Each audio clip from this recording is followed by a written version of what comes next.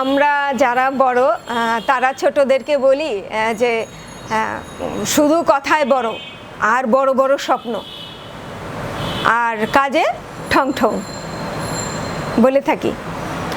তো এখন তো দেখছি বিজ্ঞেরা বলছে যে স্বপ্ন দেখতে চাও, যদি স্বপ্ন দেখতে চাও তবে বড় করে দেখো,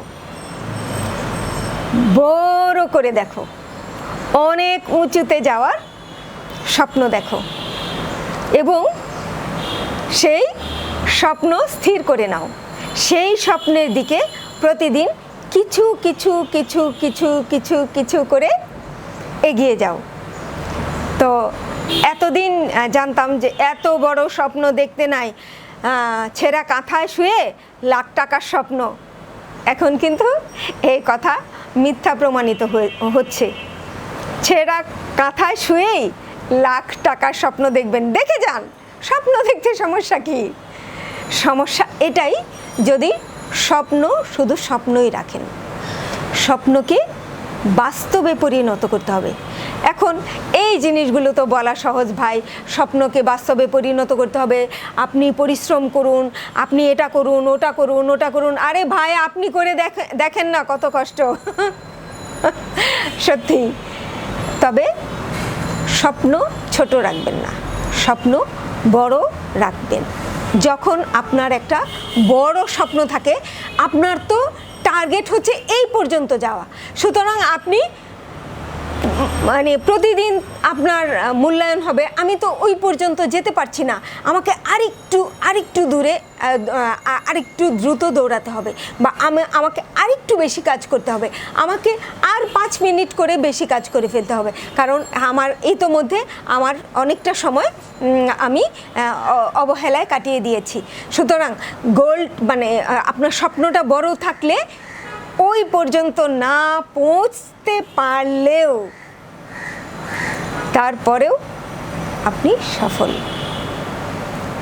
স্বপ্ন দেখতে জানতে হয়, স্বপ্ন দেখারও একটা ক্ষমতা থাকে। যারা স্বপ্নও দেখে না তাদের চেয়ে আপনি বেস্ট, কারণ আপনি স্বপ্ন দেখছেন। এই স্বপ্ন থেকেই দেখেন, যখন উড়োজাহাজ বা বিমান, মানুষ কখনো ভাবেনি যে মানুষ বাতাসে ভর করে উঠতে পারবে। হ্যাঁ, হয়তোবা আমাদের ডানা নেই, কিন্তু আমরা কিন্তু বাতাসে ভর করে উঠতে পারছি। এটা কিন্তু তখন ছিল তার কেবলই একটা স্বপ্ন। কিন্তু স্বপ্ন দেখে তিনি যদি আবার শুয়ে বসে কাটাতেন, তবে তার স্বপ্নটা স্বপ্নই থাকতো, অধরাই থেকে যেত। কিন্তু তিনি স্বপ্নকে বাস্তবে পরিণত করার জন্য কি করেছেন? চেষ্টা করেছেন। এখন আপনার চেষ্টা একরকম, আমার চেষ্টা ভিন্ন হতে পারে। আপনার যা সর্বোচ্চ, আমার যা সর্বোচ্চ আপনার কাছে তা নগণ্য হতে পারে, কিন্তু আমি তো বুঝি আমার চেষ্টাটা সর্বোচ্চ। এই জন্য নিজের সাথে সততা বজায় রাখা খুব জরুরি। যখন দিন শেষে আপনি হিসাব মেলাবেন যে আমার এই স্বপ্নের দিকে আমি আজ কতটুকু কাজ করেছি, লিখুন না। ও হ্যাঁ, লেখা কিন্তু আপনাকে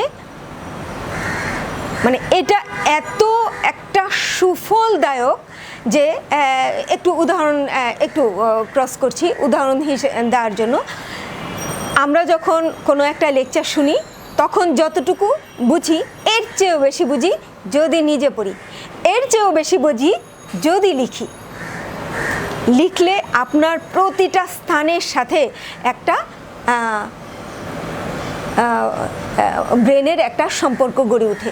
সুতরাং লিখলে তা দীর্ঘস্থায়ী হয়।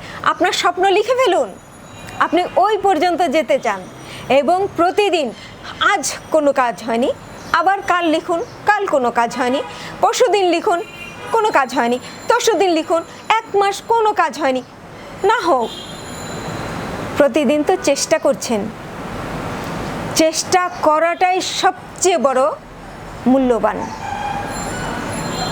1 মাস হয়ে গেছে, হয়নি, 1 মাস 10 দিন, 20 দিন, 30 দিন, 2 মাস, 3 মাস, 4 মাস, 1 বছর, 2 বছর হোক না, একদিন সেই আপনার চেষ্টার ফল অবশ্যই পাবেন। সুতরাং স্বপ্ন ছোট দেখা যাবে না, স্বপ্ন বড়ই দেখতে হবে। অনেক বড় স্বপ্নের অনেক বড় বড় সিদ্ধান্ত নিতে হবে, নিজেকে তৈরি করতে হবে। আবার সেই নিজেকে তৈরির জন্য একটা প্রস্তুতিকাল আছে, যে আমার নিজের তৈরির জন্যও কিন্তু একটা প্রস্তুতিকাল আছে, যে আমাকে এই এই এই ভিত্তিতে তৈরি হতে হবে, বা আমাকে এই ছকে তৈরি হতে হবে।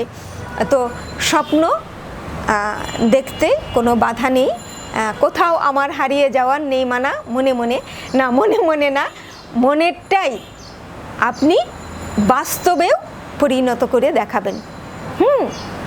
আপনি যারা ভাবছেন আমি কিচ্ছুই পারবো না, সেই আপনি পেরে যাবেন। আর নেতিবাচক চিন্তা ভাবনা মনের মধ্যে প্রবেশ করাবেন না। তো এই স্বপ্ন কাঙ্ক্ষিত লক্ষ্যে পৌঁছানোর জন্য আপনাকে যদি আপনি আবার প্রতিদিন যদি সেটা মূল্যায়ন করতে শেখেন, যে আজকে কি করেছি, গত এক সপ্তাহের কাজ আমি এই 10 মিনিটেই করে ফেলেছি, এমন হয়। দেখা গেছে যে আপনি 1 মাস অবধি কোনো কাজই করতে পারেননি, বা কোনো সফলতার কোনো একটা মানে সফলতার চার্টে বা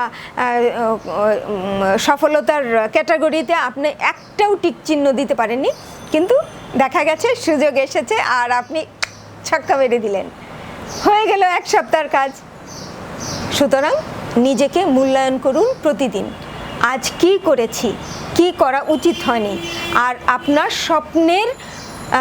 স্বপ্নের যে বাধাগুলো, সেগুলো ধীরে ধীরে ধীরে ধীরে সরিয়ে নিয়ে সামনে এগিয়ে চলুন। তাহলে আজকে এই পর্যন্তই।